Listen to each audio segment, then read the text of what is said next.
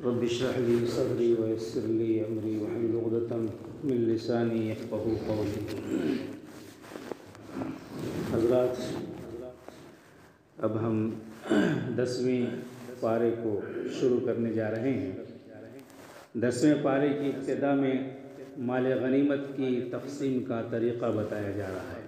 مال غنیمت کہتے ہیں اس مال کو جو میدان جہاد میں فتح کے بعد مسلمانوں کو حاصل ہوتا ہے، اس کو مال غنیمت کہتے ہیں۔ یعنی کافر اور مسلمان کی آپس میں لڑائی ہوئی، جنگ ہوئی اور مسلمان جیت گئے اور کافر نے میدان چھوڑ دیا، وہ بھاگ گئے، تو بہت ساری چیزوں کو چھوڑ کے بھاگتے ہیں۔ یعنی اسلحہ ہوتا ہے، ہتھیار، سواری اور بھی بہت ساری قیمتی چیزیں ہوتی ہیں، تو اس پہ مسلمانوں کا جو قبضہ ہوتا ہے اس کو مال غنیمت کہتے ہیں۔ اس مال کو مال غنیمت کہتے ہیں۔ لڑ کر کے جو مال حاصل کیا جائے اس کو مال غنیمت کہتے ہیں۔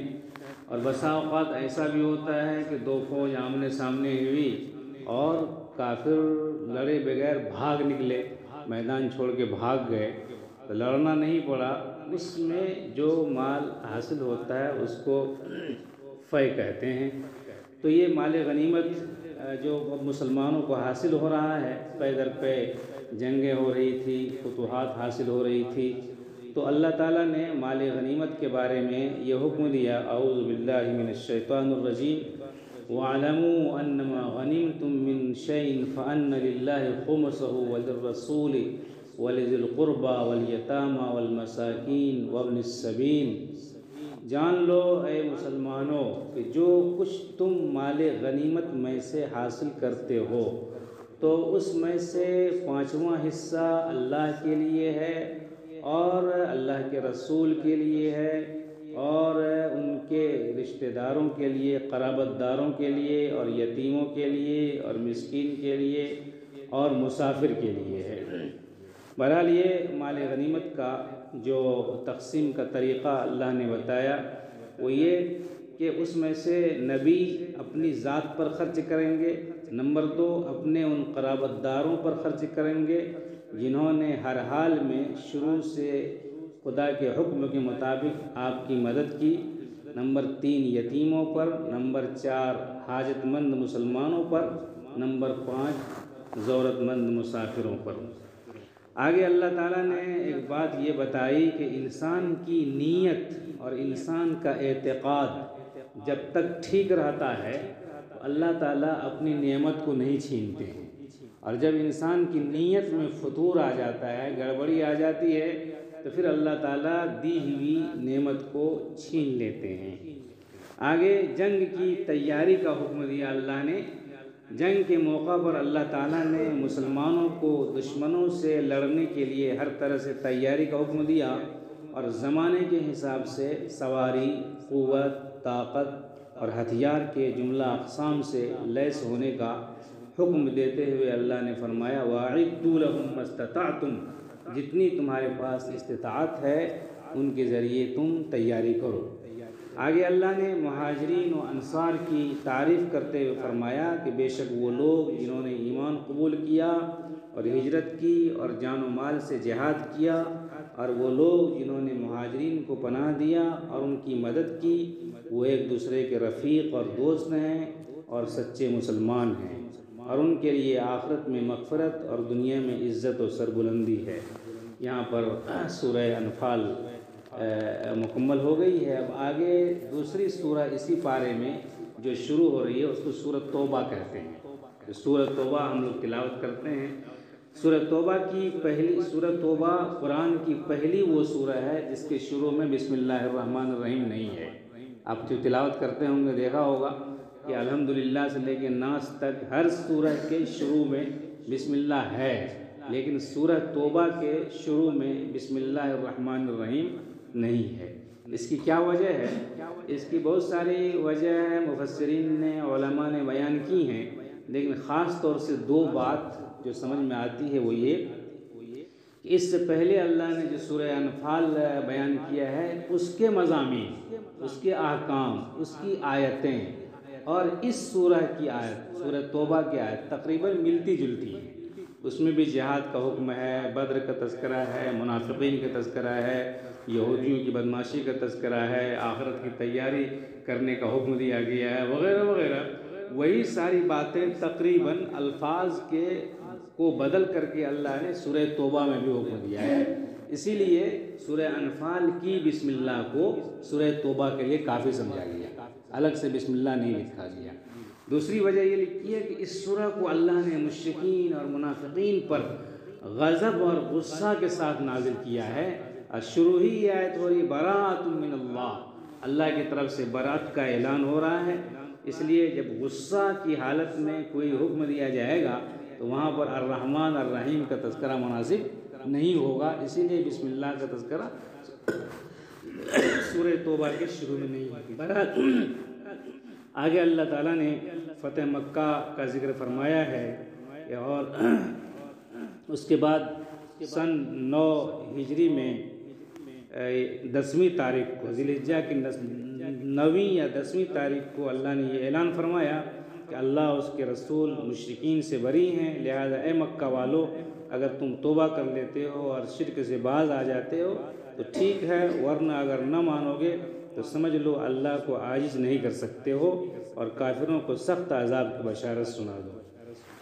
اور اس کے بعد اس سے پہلے سن 8 ہجری میں مکہ کو بھی اللہ نے فتح فرما دیا تھا، اور کفر کی طاقت اور شوکت کو اللہ نے ختم کر دیا، اور مسلمانوں نے مکہ کو فتح کر لیا، اور جزیرۃ العرب کو اس کے بعد کفر و شرک سے پاک کر دیا گیا۔ آگے اللہ نے مسلمانوں سے یہ کہا کہ معاہدہ کے مطابق کافر لوگ زندگی گزارتے ہیں تو ٹھیک ہے، اور معاہدہ نہیں توڑتے ہیں تو تم بھی اس کی رعایت کرو، اور اگر وہ عہد شکنی کرتے ہیں، وعدہ توڑتے ہیں تو تم بھی ان کے لیڈروں کو مارو اور قتل کرو۔ اس وقت یہ ضروری تھا کہ اسلام کی شوکت کو، دھاک کو بٹھانے کے لیے کفر کی طاقت کو توڑنا ضروری تھا، اس لیے حکم دیا کہ جب یہ بدماشی کرتے ہیں تو بدماشی کی سزا تم دو تاکہ وہ تمہارے ماتحت ہو کر کے زندگی گزاریں۔ اس کے بعد یہ اعلان کیا گیا یا ایھا الذین آمنوا انما المشرکون نجس فلا یقربوا المسجد الحرام بعد عامہم ھذا، اے مومنو مشرکین ناپاک و نجس ہیں، اس سال کے بعد وہ مسجد حرام کے قریب نہیں ہو سکتے۔ چنانچہ اعلان ہوا کہ اب کوئی مشرک یا کافر مسجد حرام میں داخل نہ ہو، بلکہ حرم کے حدود میں بھی داخل نہ ہو۔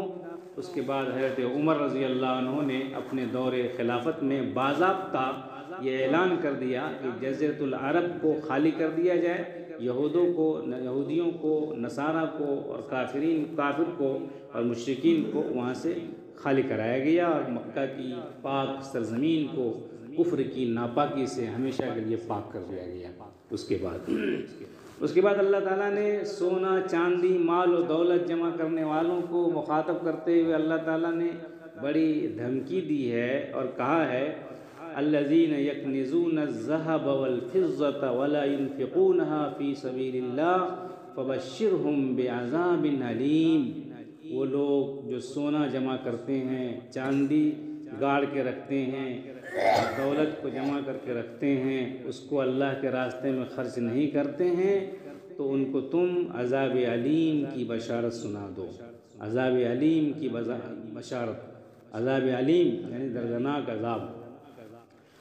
گویا کہ اللہ تعالیٰ نے سونا اور چاندی کی زکوٰۃ نکالنے کے لیے کہا ہے، اور جو لوگ سونا اور چاندی کی زکوٰۃ نہیں نکالیں گے، اللہ تعالیٰ نے یہ کہا ہے کہ ان کے پیشانی کو اور ان کے پہلو کو اور ان کی پیٹھ کو اسی سونا کو آگ میں تپا کر کے ان کو داغا جائے گا۔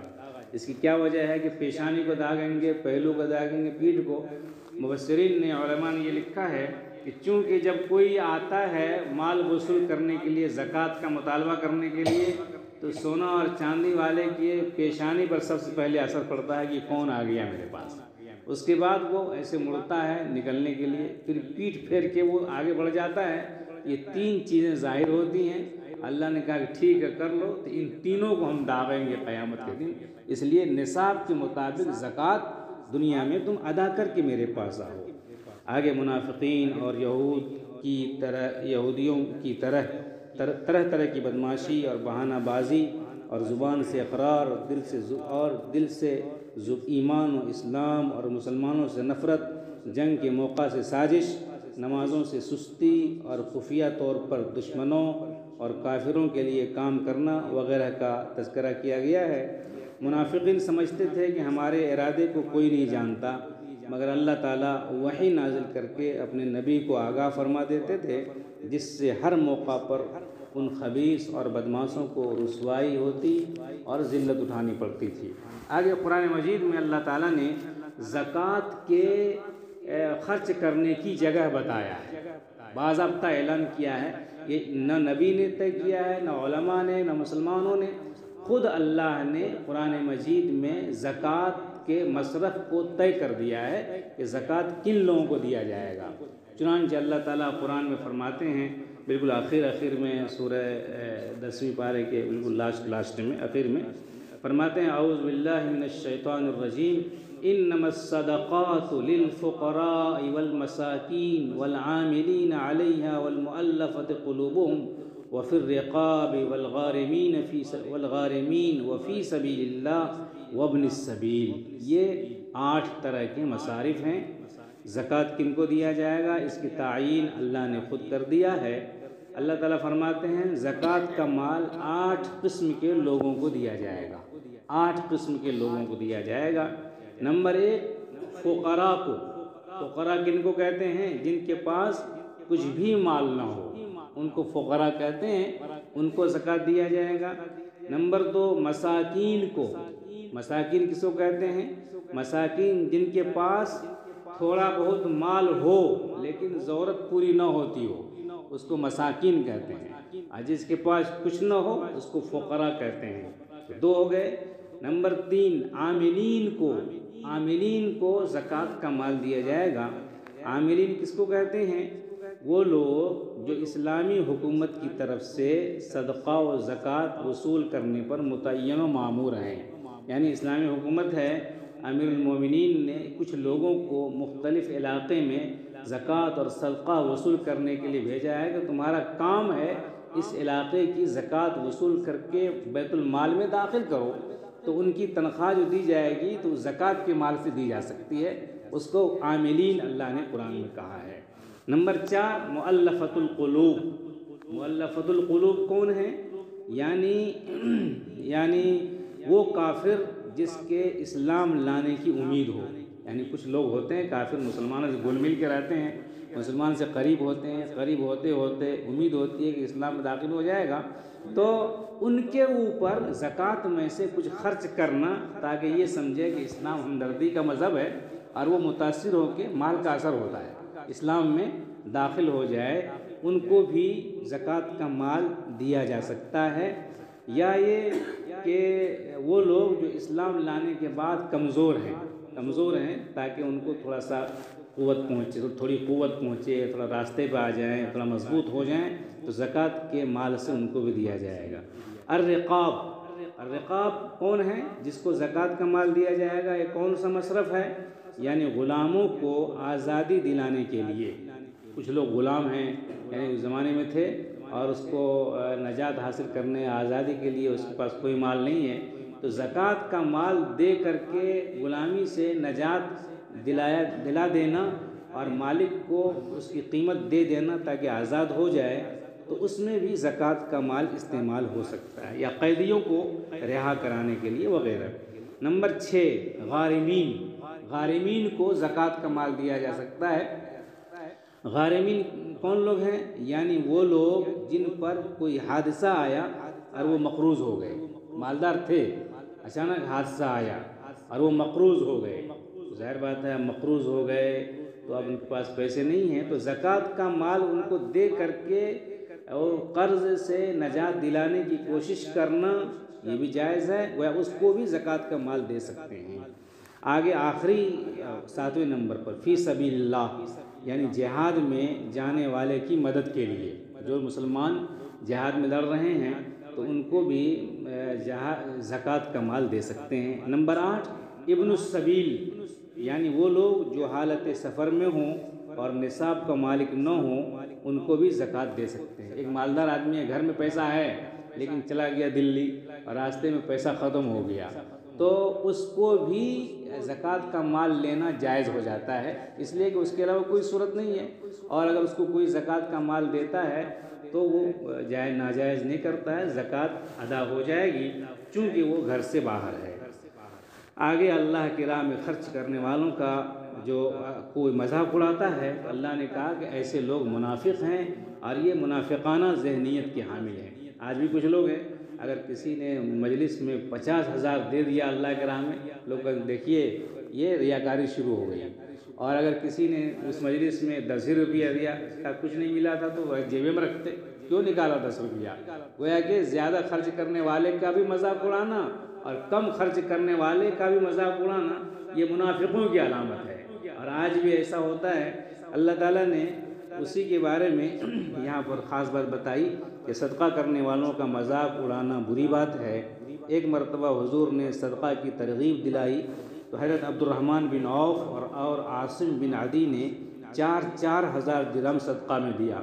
منافقین کہنے لگے یہ لوگ دکھاوا کر رہے ہیں، اور ایک غریب صحابی ابو عقیل حبحاب نام تھا، اس نے مزدوری کر کے 1 صاع یعنی 3.5 سیر کھجور صدقہ کیا تو منافقین نے کہا کہ یہ ناخن کٹا کر شہیدوں میں شریک ہونے کی کوشش کر رہے ہیں۔ اللہ نے فرمایا کہ ان مذاق اڑانے والوں کے لیے دردناک عذاب ہے، یہ منافقین ہیں۔ اللہ کی راہ میں خرچ کرنے والے کا مذاق اڑانا بہت سنگین جرم ہے۔ بہت سارے صحابہ کا آگے بس آخری جملہ ہے آیت ہے، اس کا مفہوم یہ ہے، بہت سارے صحابہ جہاد کا جذبہ رکھنے کے باوجود اور سواری نہ ہونے یا جسمانی کمزوری کی وجہ سے جہاد میں شریک نہ ہونے پر افسوس کرتے تھے، تو اللہ نے ان کے عذر کو قبول فرمایا، کیونکہ منافقوں کی طرح ان کے دل میں کھوٹ نہیں تھا، یعنی وہ تو چاہتے تھے کہ ہم جائیں لیکن وسائل نہیں تھے، ذریعہ نہیں تھا، نہ سواری ہے نہ پیسے ہیں، یا ہے کہ جسمانی اعتبار سے کمزور ہیں۔ اللہ نے فرمایا کہ ٹھیک ہے، اگر یہ گھر میں رہتے ہیں تو ان کو اجازت ہے گھر میں رہیں، چونکہ یہ منافق نہیں ہیں، ان کے دل صاف ہیں۔ الحمدللہ 10ویں پارے کا خلاصہ اور مختصر تفسیر مکمل ہوئی، فللہ الحمد۔ اللہ لا الہ الا هو الحی القیوم، اللہ لا الہ الا هو الحی القیوم، صلی اللہ تعالی علی خیر خلقہ وسلم، صلی اللہ تعالی علی خیر خلقہ وسلم۔ ربنا آتنا فی الدنیا حسنہ وفی الآخرۃ